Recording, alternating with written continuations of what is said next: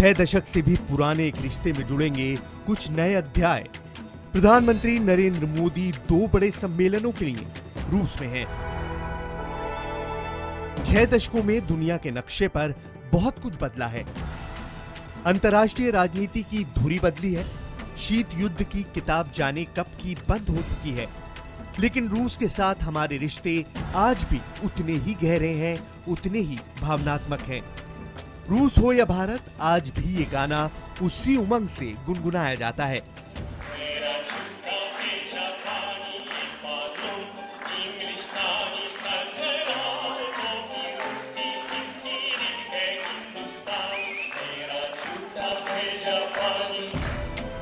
प्रधानमंत्री नरेंद्र मोदी का ये दौरा इस रिश्ते में एक नई जान फूकेगा।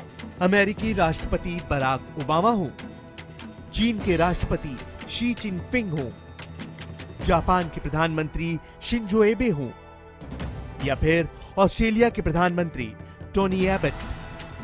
प्रधानमंत्री मोदी ने हर दौरे में, हर मुलाकात में, हर नेता के साथ दोस्ताना और निजी रिश्ते बनाए हैं। रूसी राष्ट्रपति व्लादिमीर पुतिन भी इसकी अपवाद नहीं है, लेकिन प्रधानमंत्री मोदी का ये पहला रूस दौरा है, तो सबकी नजर इस पर है कि कितने असरदार होंगे रूस में नमो। नमस्कार, मैं हूं रुचान रुद। प्रधानमंत्री नरेंद्र मोदी इस वक्त रूस के शहर उफा में हैं। प्रधानमंत्री के इस दौरे का मकसद ब्रिक्स शिखर सम्मेलन और शंघाई सहयोग संगठन के सम्मेलन में शिरकत करना है। लेकिन इन सम्मेलनों के इतर इस यात्रा की अहमियत इसलिए बढ़ जाती है कि ये प्रधानमंत्री मोदी का पहला रूस दौरा है। भारत और रूस के रिश्ते बेहद पुराने हैं, जो सोवियत संघ के दौर में अपने चरम पर थे। लेकिन अमेरिका के साथ मजबूत होते संबंधों के बीच अब प्रधानमंत्री नरेंद्र मोदी के आगे चुनौती रूस के साथ संतुलन बनाए रखने की है।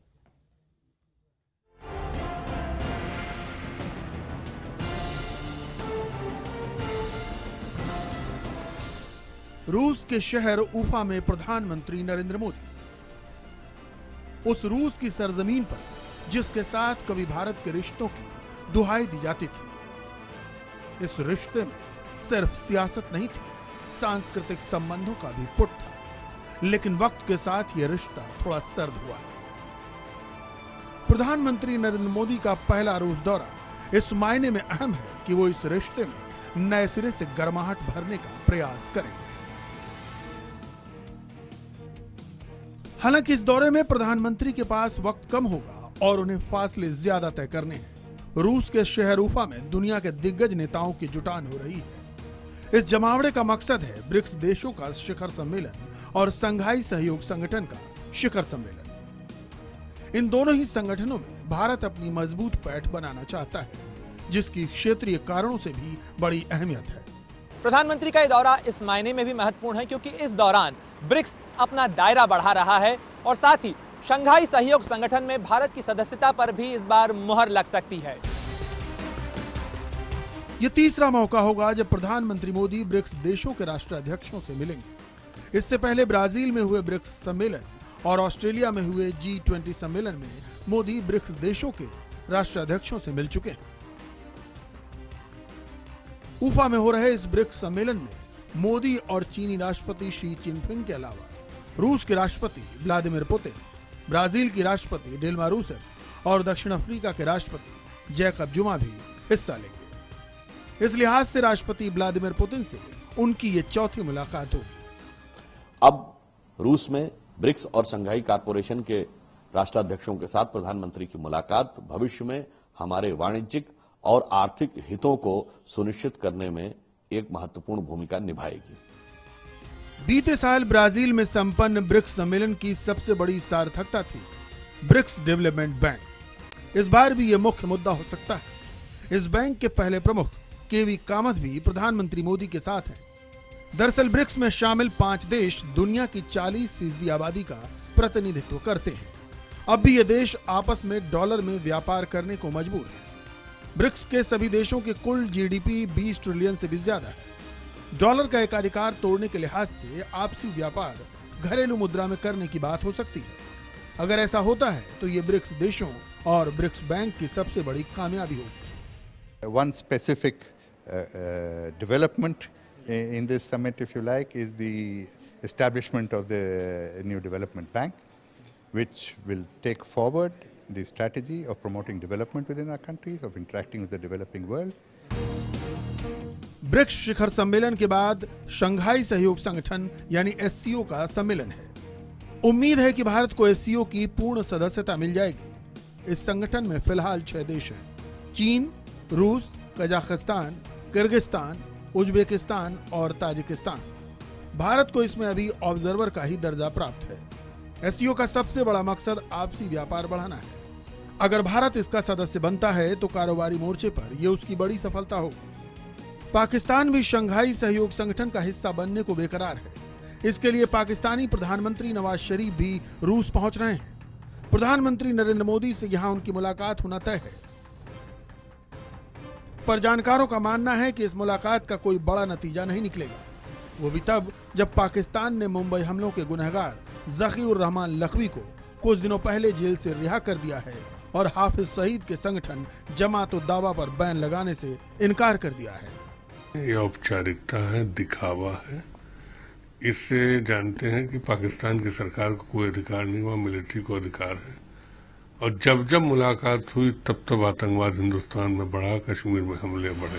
बहरहाल बात करें रूस की तो भारत और अमेरिका के बीच बढ़ते सहयोग के बीच प्रधानमंत्री मोदी का ये पहला रूस दौरा सामरिक और आर्थिक दोनों नजरिए से बेहद अहम है। याद रहे कि बीते साल अमेरिका रूस को पछाड़कर भारत का सबसे बड़ा हथियार सप्लायर बन चुका है, लेकिन प्रधानमंत्री नरेंद्र मोदी ने बराक ओबामा के साथ साथ व्लादिमीर पुतिन से भी संतुलन साध रखा है। उनकी अब तक की मुलाकातें गर्मजोशी से भरी रही हैं। माना जाना चाहिए कि इस गर्मजोशी का असर दोनों देशों के रिश्ते में भी आएगा। ब्रिक्स में शामिल सभी 5 देश सांस्कृतिक क्षेत्र में बहुत धनी हैं, इसलिए शिखर सम्मेलन में सांस्कृतिक मोर्चे पर सहयोग बढ़ाने पर भी चर्चा होगी। अगर ऐसा होता है तो भारत के योग उद्योग को खासा लाभ पहुंचने की उम्मीद है। फिलहाल प्रधानमंत्री नरेंद्र मोदी के योग अभियान को रूस में भी जबरदस्त कामयाबी मिल रही है। यहाँ तक कि उफा में भी, जहाँ की बहुसंख्यक आबादी मुस्लिम है, वहाँ लोग भारतीय योग गुरु से योग सीख रहे हैं।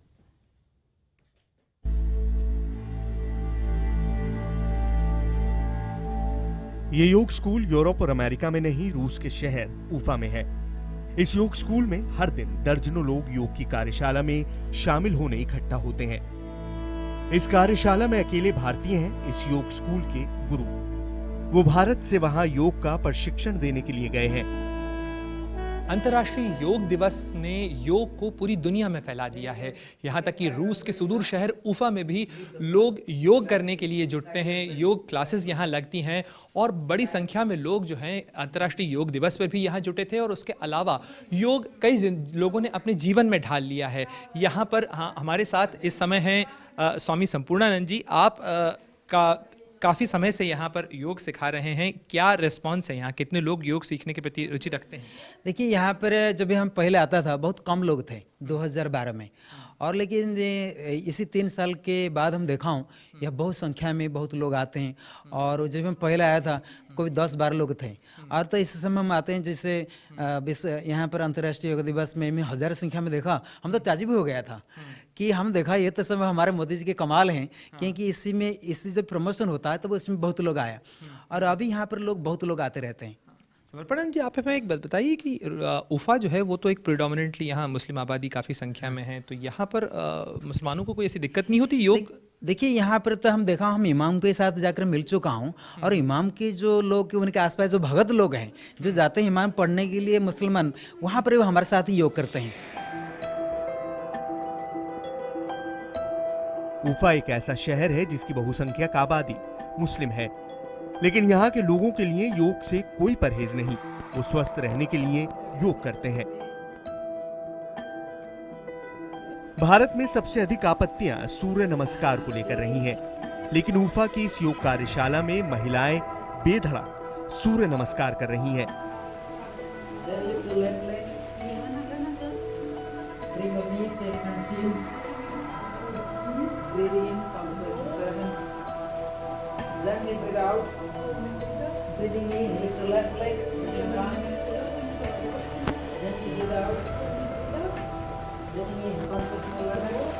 आइए अब जरा यहाँ मौजूद महिलाओं से बात कर लेते हैं। इनमें से एक योग सिखाने वाले स्वामी जी की सहायिका हैं, जो भारत की यात्रा भी कर चुकी हैं।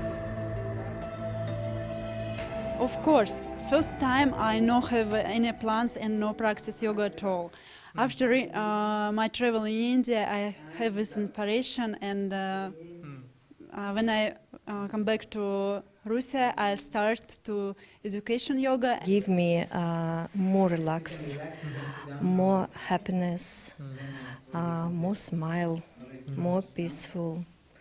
And I think that life with yoga is good way to be happy. ये भारत और रूस के बीच सांस्कृतिक संबंधों का एक और आयाम है। अंतर्राष्ट्रीय योग दिवस के जरिए प्रधानमंत्री मोदी ने योग को जो वैश्विक मान्यता दिलाने की मुहिम छेड़ी है, उसमें ये रूस का योगदान है।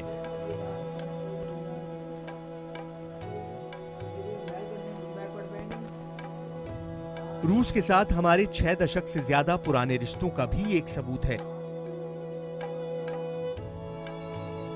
भारत की इस प्राचीन विद्या को रूस ने खुले दिल से स्वीकार किया है, धर्म और पंथ की तमाम दीवारें तोड़कर। पीएम की रूस यात्रा इसे और आगे बढ़ाएगी, उम्मीद यही है।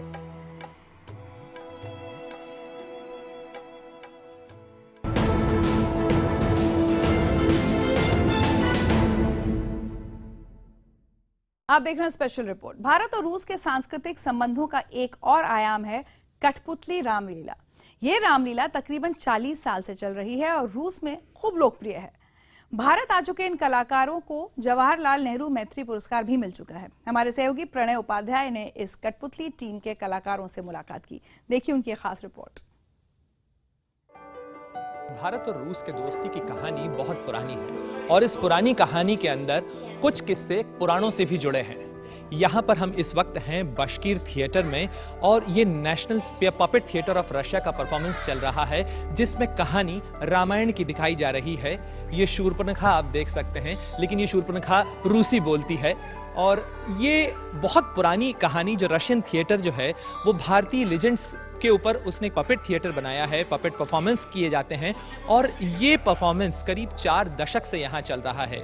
1986-87 में ये पपेट्स, ये कठपुतलियाँ जो हैं भारत के दौरे पर भी आई थी और इनके इस प्रदर्शन को जवाहरलाल नेहरू भारत रूस मैत्री पुरस्कार से भी नवाजा गया है। उसके बाद से अब तक 3 बार भारत में ये आ चुके हैं और एक बार तो भारत में करीब 50 शहरों में इसका परफॉर्मेंस हुआ था। इन पपेट्स ने यानी इन कठपुतलियों ने अपने करतब दिखाए थे।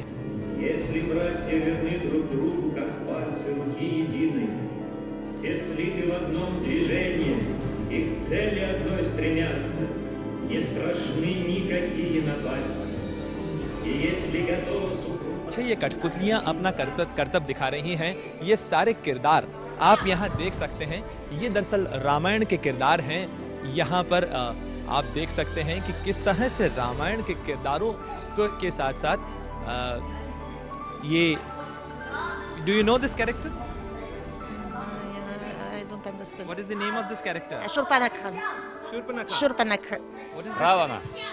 Ravana. So this is ये रावण है, ये रावण का किरदार है।